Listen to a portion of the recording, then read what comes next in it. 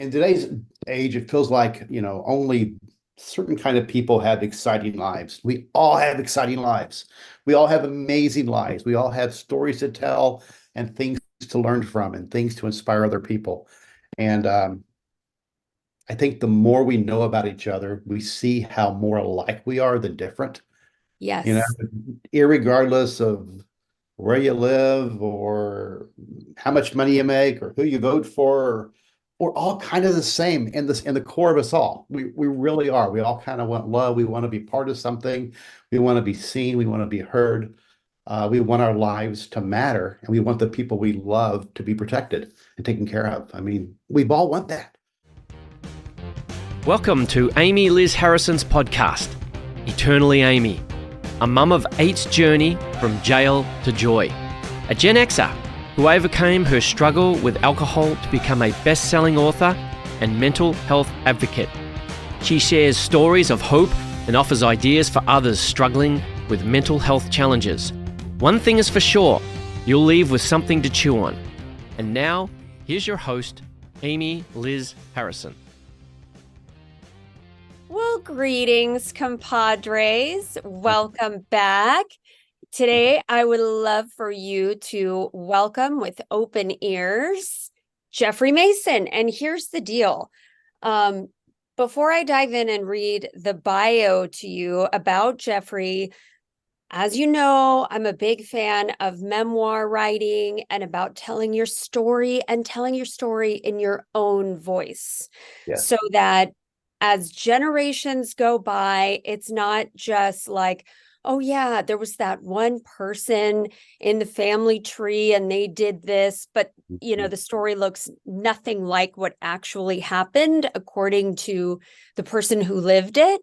And so I am thrilled about Jeffrey's work. And after 30 years working in management positions in the wireless industry and with the state of California, hashtag sidebar, I'm from California too. I don't know if you knew that, Jeffrey, but grew up in the Bay Area. So, but back to Jeffrey, because this is about Jeffrey and not me. So he started a business called Hear Your Story as a result of a personal moment of grief and regret. And I'm going to let him unpack that for you. But Hear Your Story. I first of all, I love the name of, is it your company or your business? Or I'm going to let you just talk. I'm going to stop Sure. talking, Jeffrey, and let you dive in because I'm fascinated by this concept and I'm thrilled to have you here. Yeah, thank you so much, Amy. It's great to be here. So, you hear your story. Hear your story started out as the title of the series of books, and it became a business. It became my website. It's now my trademark, my brand, etc. So, no, hear your story. We started out in 2018. My dad was going through Alzheimer's. By I tend to say he was being stolen by Alzheimer's. Mm. And my dad was the classic dad of his generation. He showed us love by providing, by leading the family, by disciplining. That's how he showed us love. Didn't talk a lot about his life and, growing up and who he was. The only time you ever heard about his childhood is when he would tell us, well, when I was a kid, it was so much harder. So otherwise, he just didn't share that stuff with us. But my dad, Tommy Mason, was so creative, so amazing. People ask me, so what did your dad do? And I said, wow, God, there's not much he didn't do. He wasn't like a lot of men of that generation where went to work for a company and they worked and retired. He had this incredible Ferris wheel where he would um, have a job. Meanwhile, he had a hobby on the side. He would get obsessed with the hobby. It would become this huge thing. And then the hobby would become a job. He'd become the best in the world at it. Meanwhile, he had a hobby. And it was just this cycle. And people always say, well, I just couldn't focus. So all I know is my mom and my dad met when they were 17 and 18. He asked her to marry him on her senior prom, and they were Wow. together and she took care of him in his last days. here in this life. So he knew how to the important things he knew how to be consistent in. It was just his mind was just so active and he just wanted to learn so much. And so he just tended to make jobs. Mm. So I'm the oldest, I'm the only boy. After high school, I joined the military, ended up in California, and life took over. So we were always close and we talked a lot, but the distance kind of created some gaps. And then when Alzheimer's began to still him, I just had all these guys. Yeah, I wish I just you do all the I wish I had, you do that, you can't help it. And so one evening I wrote out all these questions that I wish I knew about my dad, and not my dad as my dad, but my dad as a person, as a kid, as a teenager, as someone in love, as someone heartbroken, as someone, applying, those things that make us human. Mm. And my amazing wife, Paula, said, God, those are things I wish I knew about my dad. And I had played around with doing some publishing. So I said, you know what? I'm going to throw it out in the world and see what happens. So I turned it into a book of guided prompts and questions. And people began to find it and said, hey, this is great. Do you have a version for moms? Do you have a version for grandmothers, grandfathers, aunts, uncles? And so I just kept making them. And we're here now in 2023, and this is what we do. We've sold almost 500,000 books worldwide. It's just been the gift of my life. I've always wanted to be creative, and this gave me a chance to do it.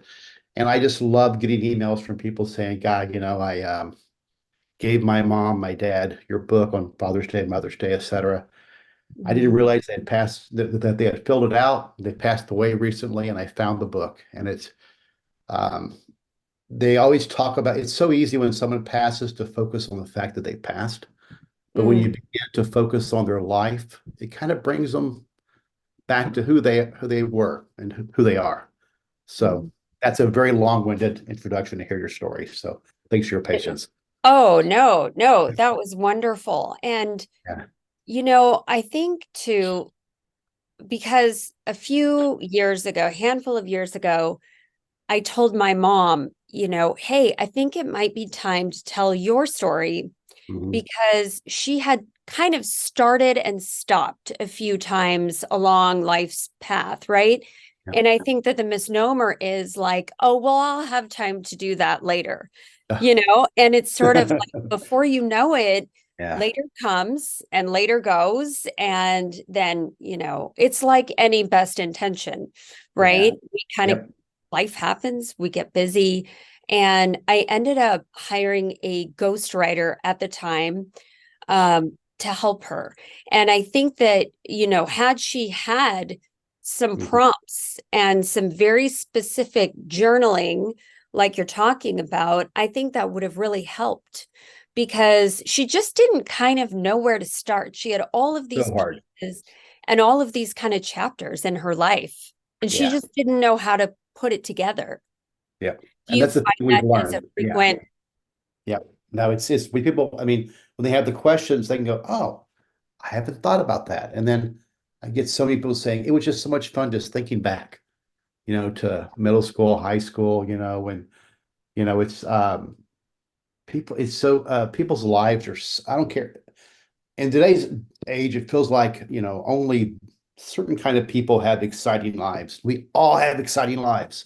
We all have amazing lives. We all have stories to tell and things to learn from and things to inspire other people. And I think the more we know about each other, we see how more alike we are than different, you know, Yes. irregardless of where you live or how much money you make or who you vote for. We're all kind of the same in the core of us all. We really are. We all kind of want love. We want to be part of something. We want to be seen. We want to be heard. We want our lives to matter, and we want the people we love to be protected and taken care of. I mean, we all want that. And so with my dad, he and I were classic father and son. We loved each other, but we battled. It was just the classic father and son. But when I began to see all these things about him, it was too late for me to talk to him, but I sat down with his brothers and sisters and others. And, my dad, as a junior in high school, had a midnight radio show the first person in Houston, Texas to play rock and roll music on the radio. I Oh my, didn't know this. I right? didn't know this in 1959. I didn't know this, and it really, when you know about people, you stop putting them in those roles of dad or mom, and you let them be human, which allows them to make mistakes. It allows them to screw up. It allows them to be celebrated, Mhm. we put our parents on these, they have to be a certain way all the time. No Mhm. one's a certain way all the time. But when we let mom and dads be people, Yeah. who've gone through their own ringer of life, they Yes. kind of begin to understand, why things are and were or will be the way they are. So once again, I'm being That's long-winded. So no, no, no, no. That is so beautifully said too, because I think that's so true. Sometimes I find that when I think about my parents' generation, and not necessarily my parents as people, but just folks I know who are a little bit north of me, right? I will get, I'll say, kind of bummed out that, they didn't really do any inner work. And so then it makes kind of my relationship with some of these people a little bit challenging. And I find that that's the key there, is that I'm making it about me and yeah, forgetting that in that generation, that was not like going to therapy, for example, or working yeah, through trauma or whatever.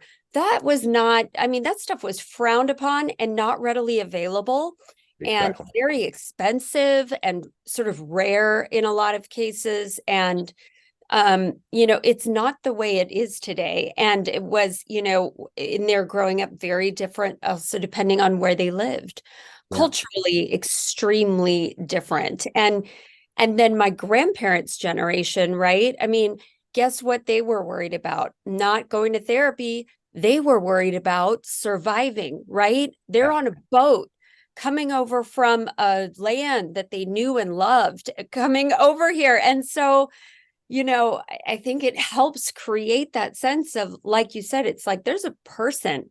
This isn't just, my dad or my mom in this role of who I know them as, but yeah, the whole person. And that's fascinating. I love that. yeah. Now, when we So, let people be people, it just yeah. it allows us to it allows them to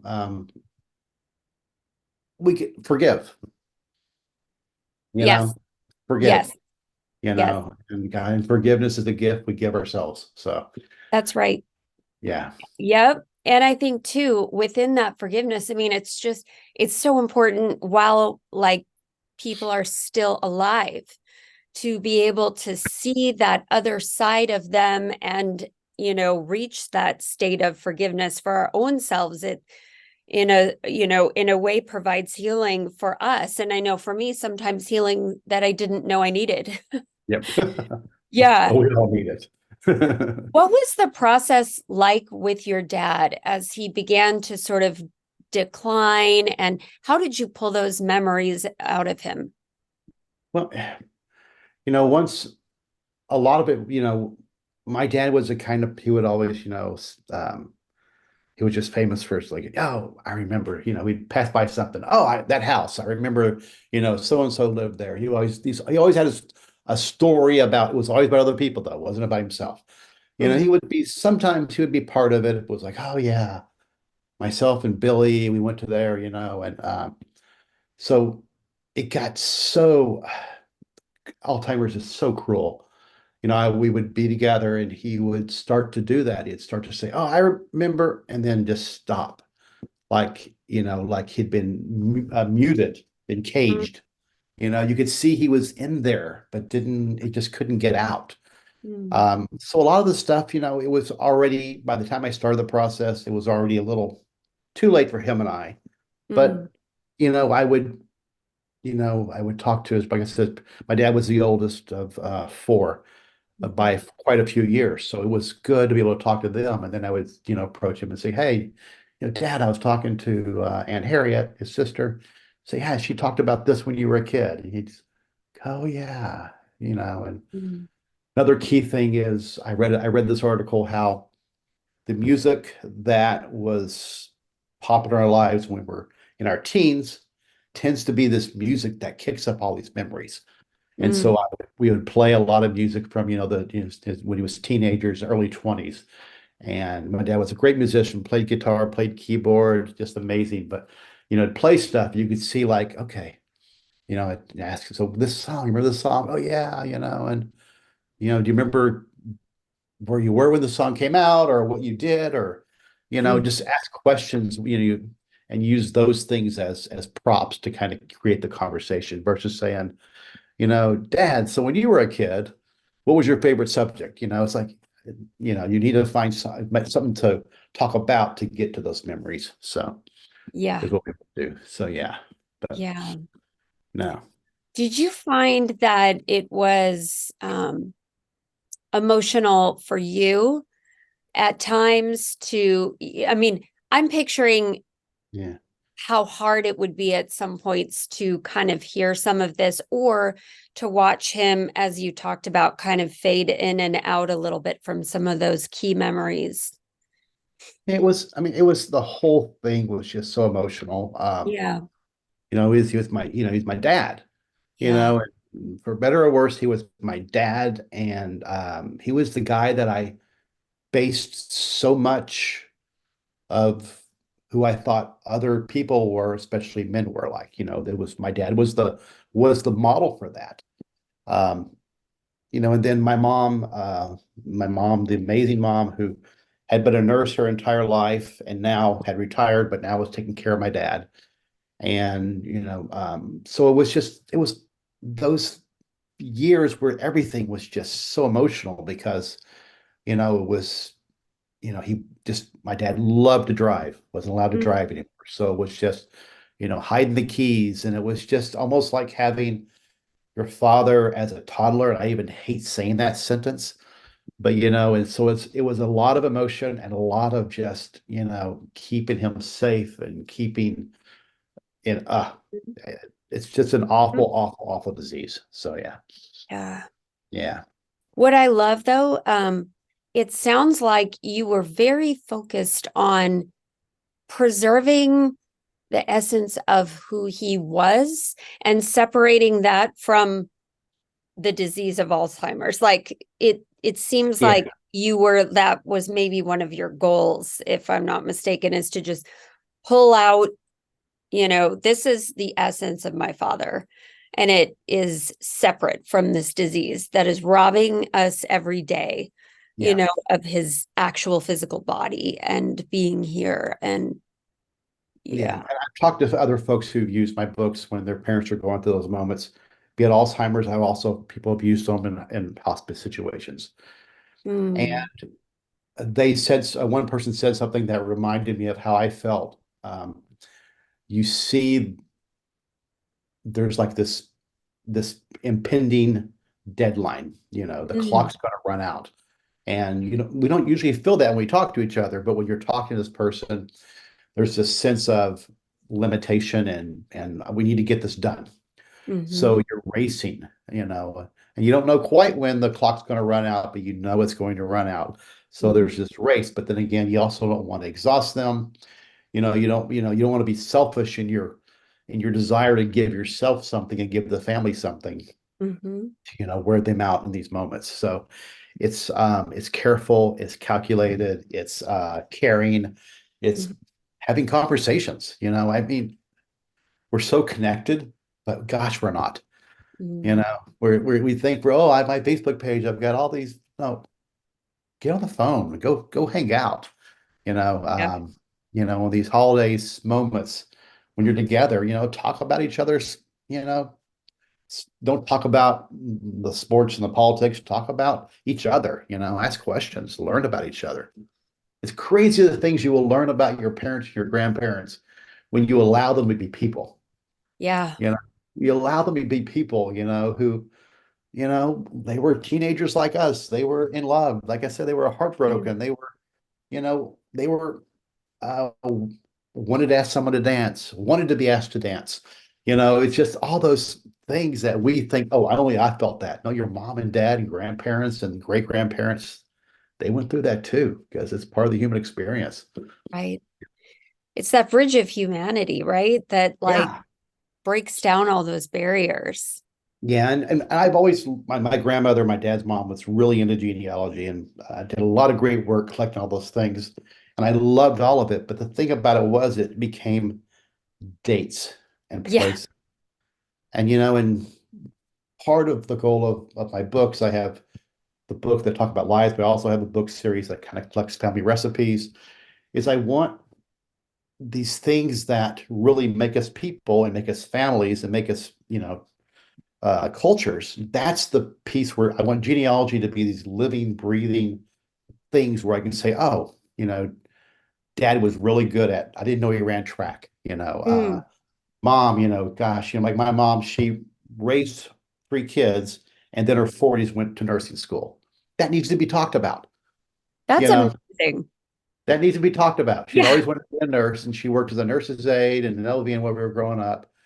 But, she had kids early and You know, my dad and I were 20 years apart in age, whereas my youngest and I are 40 years apart in age because Mm, we wait now. But that allowed my mom in her 40s to drive 40 miles every day to nursing school and then drive home 40 miles, and got her nursing degree and then worked as a nurse till she was 70, you know, and, and that needs to be talked about, you yeah. know, that needs to be Yeah. talked about. Well, it's So so inspirational. Now, did your dad see the finished product? no, it was No. already, Okay. well, that's not true. We finally hit a point to where he could no longer be taken care of at home. So we put him in assisted living. Fortunately, gosh darn, we're so lucky. My sister and her husband ran a local assisted living place there in town. So he was basically with them now. And my mom put together all these pictures and murals on the wall, and one of them was, the book, Dad, I Want to Hear Your Story. Mm, That's so it was always there on the walls, but by that time, I don't know if he may have had a reference. That's the thing I always wondered, is like how much did he understand and know and just couldn't express, and how right. much he just didn't know. That's the uh, makes me cry thinking about it. Yeah. So Yeah. I mean, that's just such a tough part, right? Is the acceptance of like some of the things that we just don't know that happen as we watch our parents sort of slip into another room, right? And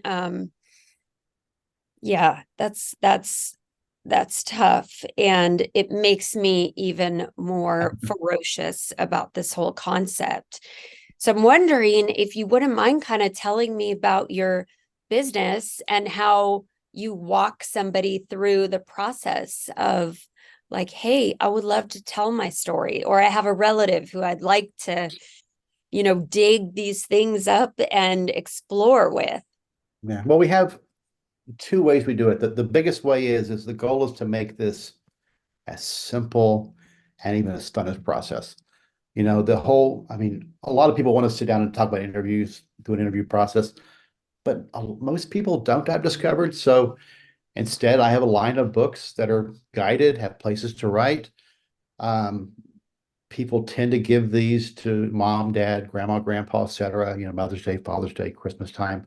And it's that simple. It's a book with Yeah. questions and space to fill it out. And that seems to be the most popular way to do it. A lot of people just want to go off on their own. The thing I also love about it is that you not only have their memories, but you have it in their handwriting, and in today's electrical AI world, it's nice to see the handwriting, be it Yeah. as bad or as perfect as it is. It's because when you see it, you go, oh, it's like I still remember my dad the way he signed his name when I see his handwriting. Yeah. But so that's the most popular way. It makes it a real simple, easy way for folks to do this. And what I've also learned is that typically um, the kid, adult kid will give it to their mom or dad. And I've had so many folks tell me, I didn't know my kid, because it's, mom, I want to hear your story. And it's like just to be told that has just touched so many people because they didn't just like, why would you want to? I'm boring. I'm just your mom. Yeah. I have a job at the office. Why would you care? but to Yeah. be asked, I want to learn about you. I want to hear your story. I Mhm. want to keep it around. That's kind of this, it's, I don't know if the word's flattering, but you feel honored. It's like, oh, wow, I didn't know I was that cool or that important. So that's the most Absolutely. common way. And then we do, if there are people who have, want a much more in-depth thing and the parent actually wants to sit down for this, then we can guide them through the process of, sitting down, talking, asking questions, having conversations, you know. The next thing is I'm turning the book into question cards. So you're at Mm. Thanksgiving, you can just ask questions, asking questions just gives us open-ended questions, give people say, oh, I'll tell you about my experience, and then you got to listen, don't listen waiting to say something, listen. So, Right. so Yeah. yeah.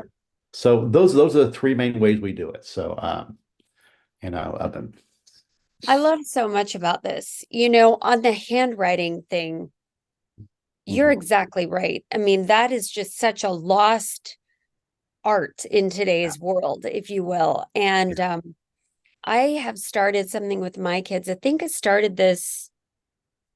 been about 8 or 9 years now that we've been doing this. But you go and you buy a card for somebody's birthday and you write in it and then you give it to them, and that's great in the moment. And then sort of it gets put on the counter or the fireplace mantle, and then it's sort of scooped up a couple of weeks later and set yeah. aside in some random shoebox or something. And It's in that um, drawer. it's Yeah, in that drawer. Yeah. yeah, And so what I did was I got a journal for just a blank page journal, and we pass it around on that person's birthday, and we just write whatever we would have written in a I card love this. into Yeah, the journal. And so then we have all the siblings, and with 8 kids, it's kind of fun because you see their handwriting as it changes, but we include the grandparents. yeah, My parents are still alive, perfect. and if my husband's parents are visiting at the time, and we have them write in it too. And there's something just so lovely. Like my mom has a really distinctive handwriting that I'll Hmm. forever recognize, right? And it's been the same since I was a kid. And so there's something just lovely about that. It's like a piece of art, to have. And I love personally looking through like history books and stuff and seeing, scanned documents of people who wrote things that, about. I mean, my grandfather he was a prisoner of war, and I have his journal about all the Yeah, stuff that he went through in his handwriting, and it just gives me goosebumps. It's just such a precious thing to have. yeah. I mean, it's kind of like I remember the first time I took a trip to Europe. We were in an art museum, and there was a famous painting I'd seen a million times. And you get up close, and you actually see the paintbrush hairs stuck in the paint. And it's just like, Yes. oh, this is there's the realness, there's the texture, there's that humanity in this Yeah. thing. Like with the handwriting, it's like, oh, it's not just some typed in a fancy font. It's the handwriting, it's the trolls, it's the straight lines. It's they always were kind of sloppy when they wrote, Yeah. my dad, it's like my handwriting is kind of clunky, but it's because my mind is always just so racing and my hands trying to keep up. Yep. It's just there's a reason why they can do handwriting analysis, because it says so much about us, you know. So that's Yes. so that's kind of the purpose of the books is that it's not just the answers, but it's my mom, my dad, my grandmother, my aunt, my uncle wrote that answer, Yeah. you know. Yeah. How did you handle, or how have you handled, or what would you recommend for people who have to handle some like answers maybe that we're not comfortable hearing, or that we didn't know about, that are a little bit like, oh, wow, yikes, kind of thing? You, we once again we it's that goal of allowing people to be human. Yeah. And sometimes that means we stub our toe or stub a couple of years for life. And Yeah. it's just Yep. we're all supposed to um, give each other room to be human and to make mistakes. Right. And that's hard enough with ourselves. It's hard enough with the neighbor. Gosh, it's almost impossible with our parents Mm-hmm. or our grandparents because we, like I said, we like, oh, they should. All I know is I have two kids. I never had to take a class. I never had to get a license. You just kind of figure it out, you know. It's, Right. and I think of my dad, my mom and dad were married. They were 18, 19. I was born 11 months later. My sister was born um, 10 months after I was. And so before they were 20, 21, they had two kids. I mean, they were growing up when I was growing up, so Amazing. they they they get room, Yeah. they get Yeah. room, Yeah. that's kind of the things that to get back to your question is that, you know, yes, you're allowed to be shocked or whatever the adjective is, but people get to have their story. I promise that there's stuff in my closet and your closet and everyone's closet that matches that story, Oh, that, a that hundred you're percent. blushing at. Oh, 100%. And I Yeah. think that because I'm so on the other end of the spectrum where my life is kind of just out there for my kids to dissect all the time, I think that my Yes. kids are actually a little bit gun shy. Like, yeah, we know all about, this topic and this topic, your personal experience with it, mom. And I think we've heard it. Thanks so much. Like, end scene, Yeah. like, so, Oh, that's awesome. yeah, but it's Yeah. just such a funny thing. And I think, you know, hearing about, um, some of the stuff that my dad went through in his lifetime was so tragic Yeah. that all of the frustrations that I had previously had with my dad, because I love that you mentioned forgiveness. It was like this weird healing balm that when I heard about all of this stuff, it was like, oh, you get a free pass for Yeah. life. Yeah. Like it just kind of was like it erased any judgments or preconceived ideas or things that were really my stuff to deal with, Yeah. not his. Like his Yep. life is his, right? And so anything that, I felt like, well, I was affected this way. Meh, well, that's then mine to deal with. That's my stuff. But it's incredible to think of like the things that people have weathered. And now I'm like, I've got this whole survivor type mentality where to look and see what people have survived. Yeah. It's incredible and it's inspiring.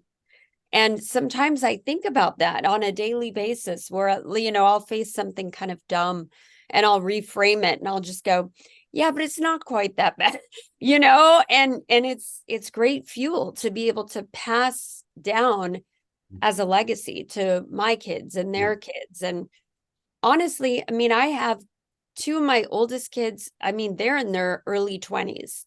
I can't Okay. imagine them having two kids already. Oh, and I that's can't, what they I did mean, then. That's what they did. It was yeah. the early 60s in Texas. This is what you do, you know. Yep. This is what you do, and they made it work, Yeah. They made it Yep. work. We celebrate survivors as we should, but the reality is no one surviving means getting scabs and leathery skin Right. and stuff you carry inside. I mean, it's surviving means you were tested, Yep. and no one who's tested comes out unchanged. That's And right. so if I mean, my dad, he had his hardness, but when I learned more about my granddad, his dad, he had a fifth grade education because of his depression. Mhm. Never knew his father or mother. Started driving an 18-wheeler truck at age 12 and Wow. drove cross country, in the 40s and 50s before trucks had automatic this and comfortable that. And Yep. so, my dad, that was his dad. His dad was rough, Yeah. you know, because Yeah. that's all he knew. he right. had to be rough, you know. Yeah, absolutely. Yeah, and I like you said, know. then we didn't have the opportunity, the access to Right. have full health, full healing, and full wellness. Not Sure. just they didn't have access to physical wellness, much less Right. inner wellness. So Right. yeah, Yeah. As you were talking about that just now, I was thinking about, my grandma was the youngest of her family. She was the youngest of 13 siblings. So by the time I met her, I think she still had one living brother alive, but it was like the tail end of that family chapter, that family unit, right? And I just remember having like no concept of this. And then hearing later how some of those siblings passed was pretty shocking. I mean, like one got some pajamas caught in a radiator and got set on fire. I mean, it's oh, I horrible, know. right? But the things that they saw, I mean, they make me just look like some kind of a complete like wuss, like I can't handle anything is how, you know what I mean, in Yep, comparison. I know we all have our own life stuff, but um some of those stories, it's like I don't want those stories to just have died with her, I mean, it's important that we so tell important. this continual legacy. I mean, I know my kids still do the old family tree, the diagram of who was who, but you look at it and you just go, who were these people, Yeah, you just know names and dates, names and dates. right, Yeah, yeah, but to but like one with my grandmother, oh gosh, I remember the fried chicken she cooked. I remembered, the cakes she baked. I mean, that's was just, I it was she was so much more than her name, and so that's like I said, I want to get genealogy living and breathing and words and stories and tales and I want to be bored and wowed and by my parents, my grandparents' lives. So bored and wowed. I yeah, love that. yeah. That is so lovely.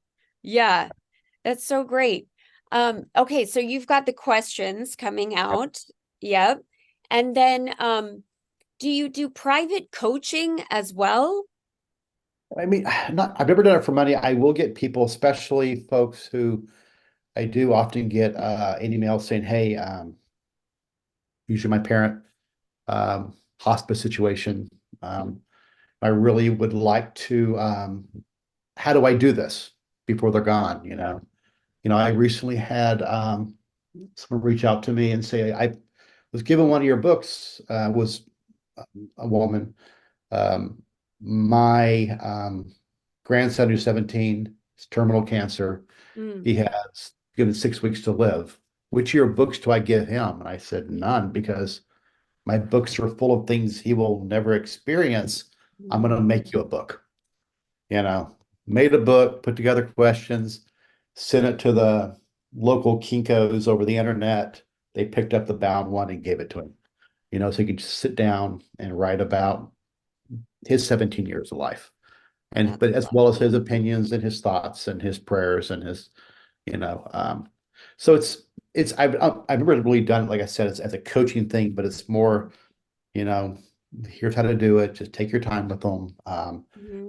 Take a book, ask them what they'd like to talk about.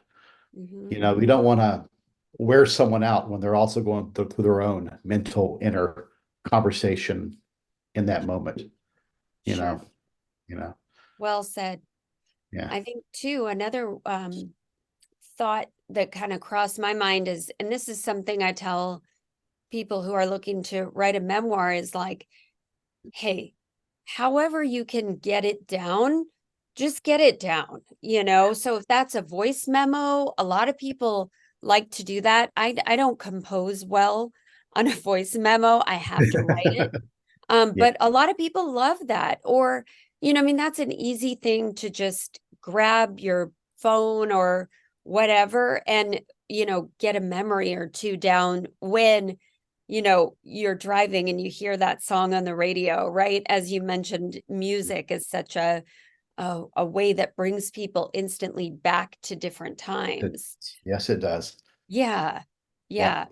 Yeah. Or even post-it notes or whatever, it helps, Yeah. kind of something that people can grab and actually just jot something down, a memory of whatever. And then how do you get them to take the next step? So say they finish the journals and they want to put it like in more of a book, even maybe a collection, like a family collection. Do you have anthologies or something for people to do that with? Or is it pretty much individual right now and then maybe down the road? If Yeah, they right can. now it's individual book. There's, it's mom, I want to hear a story, dad, I want to hear a story. And people will collect these and keep them together. We are going to begin offering, a nice special box you can kind of put them in that kind of keeps and preserves them. We're now, in the beginning, I didn't know about this stuff, but now our books, the paper is archival paper, so it'll last over time. It's acid-free, tree-free, so it won't, last for much longer. The goal, I always, when people talk to me about this and they ask me, it's like, it's a question I have to ask myself is, what would this look like if it was simple? Right. Because we want to make everything fancy and elaborate. As this is, their story, I should make it special. Just be simple. Just ask some questions, get some answers, and I then love build, that. and then build, and then build. It's just, what would this look like if it was simple? And it's You so know? much more practical than Yeah, like, oh, go take a retreat and, write down your entire cradle to the grave story, yeah, over 3 days. yeah. No, it's just much pressure. Right. It's just a conversation. We're just talking. We're talking about the old days. I love it. And they get to have their perspective. They get to Sure. have their truth. They get to Yeah. have their opinion. And you don't say, "Oh, that's not how I remember it." Right. Shush. Right.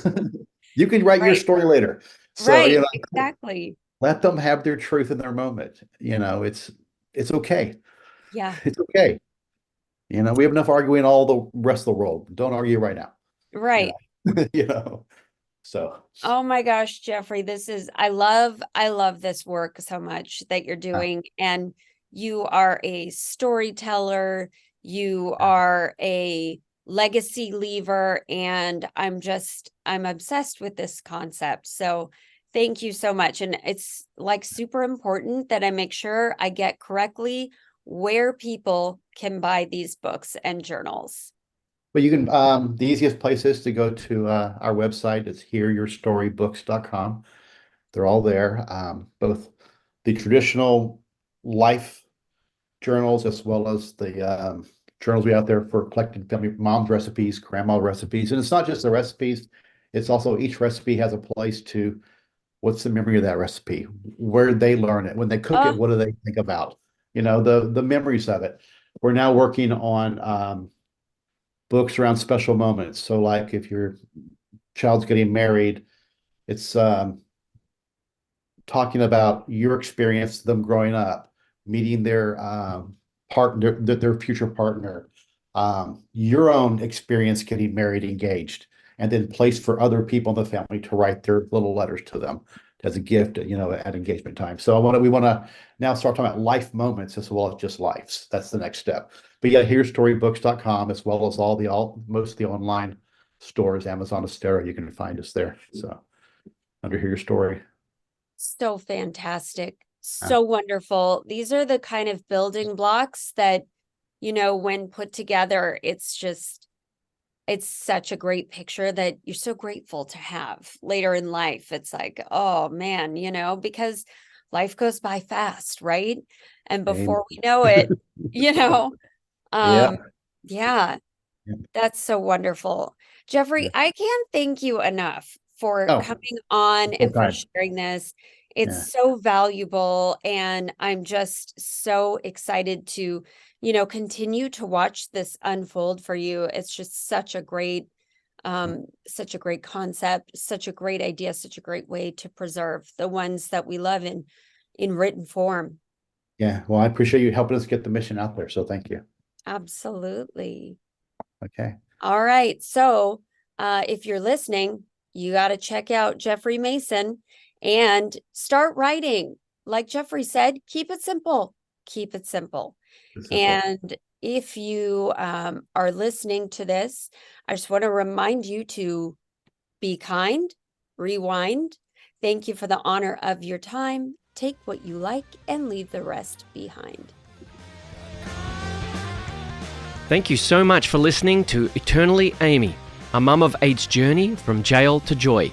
Amy Liz Harrison is a best-selling author, speaker, 12-step coach, meditation teacher, and recovery advocate. To find out more, please visit amylizharrison.com. You can keep up with Amy on all platforms by following @AmyLizHarrison. Please subscribe and review this podcast. It means so much to us if you do.